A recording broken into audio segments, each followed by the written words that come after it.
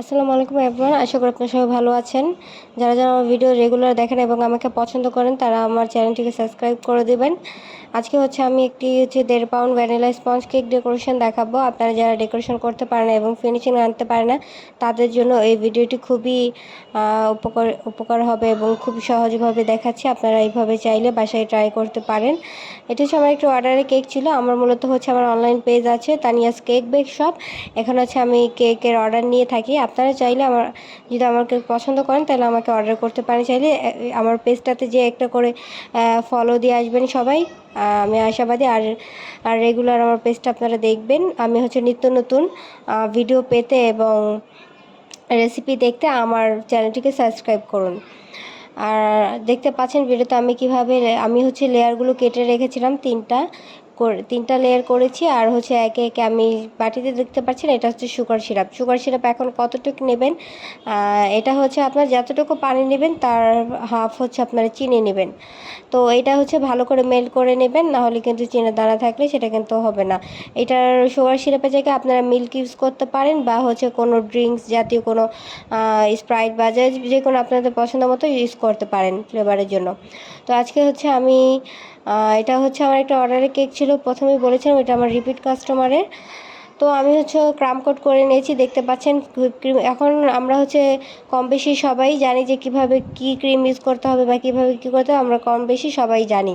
তো আমি আর এত কথা বললাম না, সংক্ষেপে বলে দিচ্ছি। তো আমি লেয়ার কেটে লেয়ারে ক্রিম দিয়ে নিয়েছি। আপনারা দেখতে পাচ্ছেন এইভাবে হুবহু আপনারা বাসায় করতে পারেন। তারপর আমি 1 ঘন্টা ফ্রিজে সেট করতে রেখে দিয়েছি। যারা নতুন ফিনিশিং আনতে পারে না তারা 1 ঘন্টা ফ্রিজে সেট করে নেবেন। তারপর আপনারা ফিনিশিংয়ের জন্য এইভাবে ক্রিম দিবেন। দিয়ে আপনারা দেখতে পাচ্ছেন ভিডিওতে আমি কীভাবে আনছি। আপনারা হুবহু এভাবে ট্রাই করলে আস্তে আস্তে এসব পড়বে। তো আমাদেরও ফার্স্টে হতো না, তো আমাদের করতে করতে এখন আমাদের হয়ে গেছে। সো আপনারা দেখতে পাচ্ছেন ভিডিওতে কীভাবে ফিনিশিং আনছি। এখন আমি হালকা একটু ডেকোরেশনের জন্য ক্রিম নিয়ে নিয়েছি। আর এই কালারটা আমি হালকা ফুড কালার দিয়েছি, ইয়েলো ফুড কালার 1 ড্রপের মতো, যেন বাটার একটা ইয়েলো কালার আসে, যেন টেক্সচারটা আসে, সেই জন্য আমি 1 ড্রপের মতো ইয়েলো কালারটা ইউজ করেছি। তো আপনারা চাইলে করতে পারেন। আর ডিজাইনটা কালার বা আপনাদের যার যার পছন্দ অনুযায়ী।